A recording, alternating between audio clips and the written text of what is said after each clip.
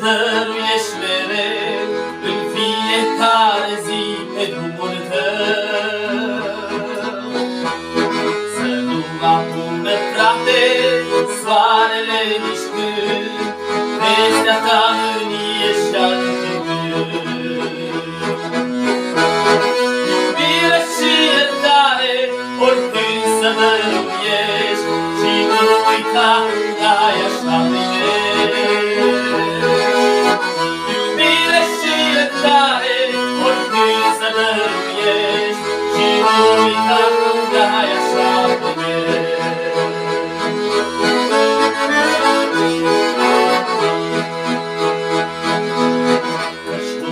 dacă mâine vei mai avea o zi în care vei putea ierta să fii. Aceea niciodată cât vechii pe pământ să nu adormi cu răzbunarea-n gând. Iubire și iertare oricând să dăruiești și nu uita când ai așa bine.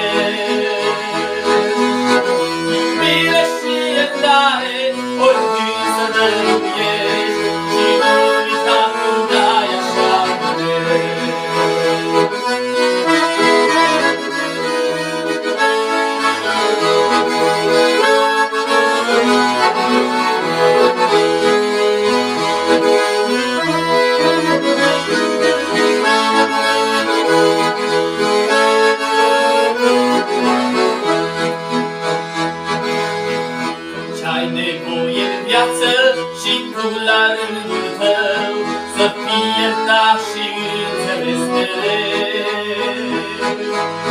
Căci orice om greșește că-i tină pe pământ și dacă este iartă Domnul Sfânt.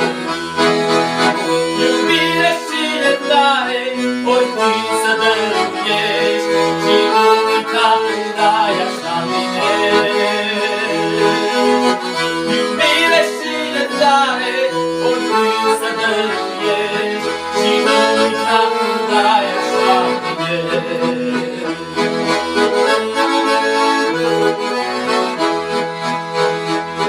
Să te însoțească în toate iubirea lui Hristos, aproape lui să-i poți fi de folos. Cineva greșește, cu piatra să nu-i dai și rugăciune pentru el să stai. Iubire și iertare oricând să dăruiești